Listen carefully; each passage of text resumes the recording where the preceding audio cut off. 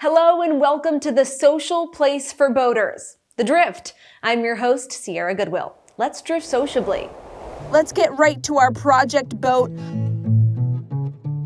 Aaron Ledger and his team at Veteran Marine Canvas Upholstery measured, cut, stitched, and fit our sweet new SilLeather interior. So now we're shifting gears to see how to get that hull shine back. Enter our friend Justin Roy. See what John's got going on. Of Marine Service, LLC. Hey John, how's it going? Look, the experts. Marine Service, LLC. Josh. Mr. Roy. Pleasure to be here. Every year, I get this nice and shiny, give it the good rub, spend a couple, 3 or 4 hours, put it in the water, looks great. In a month, back to this. It's back to this. Is there any way to take care of this? You know, I've had people say to me, you can wrap it. I've had people say, you should take it down and repaint it. What would you do on our old Aquasport? Well, your average boater on an average boat, heavy compound, heavy cut, maybe a little wet sand in, get it back looking good. And the number one mistake people make is they don't protect it. You gotta have protection. So if you can make it look good, it can stay looking good with protection. Now, you know me, Mr. Frugal New England boater. I sit there and go, all right, do we really need the 3M high-end boat wax? Like, can we just get some McGuire's car wax? And is it the same stuff? So some waxes are petroleum-based, which have oils in them, which give it a false impression of looking good. Right. You know, makes it look wet, and then as it dries out, it starts to not look good again. Your classic UV cream marine grade wax is going to be your best bet. Goes on easy, thin coats, comes off easy, does its job to protect from the UV damage. All right, but what about this? How do we get this? You know, the ghosting thing is in now in graphics, It is, but I really is. want to make this old Aquasport go. This has been here for 40 years. Yeah, so, you know, it's typical decal boat, right? So brand name on the side of it. They peel the stickers, they don't look good, and you get that nice, beautiful, original color behind it. Right. You really have to work at it with a heavy cut compound. Okay. And it should bring it back. If you feel, run your thumb along that, you can feel how it's raised. Sometimes you have to block it down, wet sand, you know, 2,000 grit, just to get that raised structure, you know, kind of gone. Then go back in with a heavy cut compound, followed by a polish.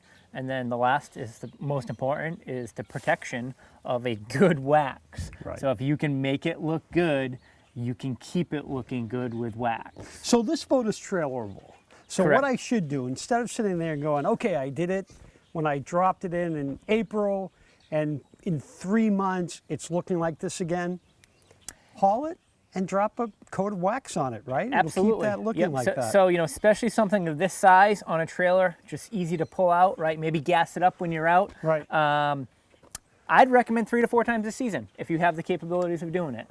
The more you keep wax on any part of the boat or protecting, the better it's going to look. Right. And then going further next year, it's going to clean up easier.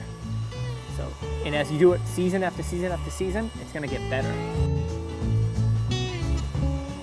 Colored hulls, navy blues, greens, reds, blacks, very difficult to make look good and then keep looking good. Now we know who does all the work at Marine Services LLC, right?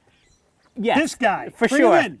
Bring him in. This is my right-hand man, Josh. Can we get Josh going on this while I show you the underside of this thing? Yeah, you get yeah. a feel for that? Let's get him set up, and he can work maybe from here forward. All right, Josh, welcome to the team.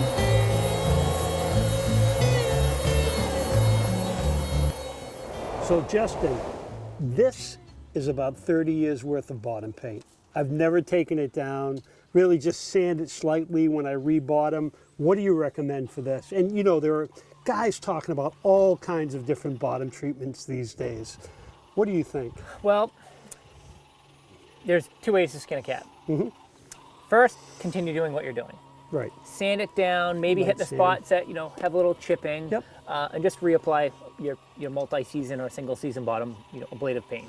Or If you really start to get some flaking and you notice so much buildup and you start to get more marine growth on it, and the paint's not doing its job because of all those porous imperfections, then you really have no other option other than to some type of soda blasting or media blast the bottom. Okay. It's an expensive endeavor. A bunch of companies do it. But at that point, you have bare gel coat again, and you have to barrier coat with a protective epoxy barrier coat, and then 2 coats of bottom paint. Again, it's kind of costly, but you'll see better fuel economy, better marine growth resistance, Right. and visually it will look a lot better. So Potentially could be $4,000 or $5,000 nice. on a 25-foot boat. I think we're gonna pass on that. I think it's a Most little Home people do. Depot sandpaper and a little bit of Yep. West Marine bottom paint, and away we go, right? And that's your typical New England boater, which that's perfectly fine. It's there's like I said, there's 2 ways to skin a cat. Jason Roy, Marine Services LLC. Thanks for being on board. No problem. There's really nothing like giving those old boats some new life. We love it. And as always, you can find more Project Boat at driftsociably.com and find the full Project Boat series on our YouTube channel at Drift Sociably.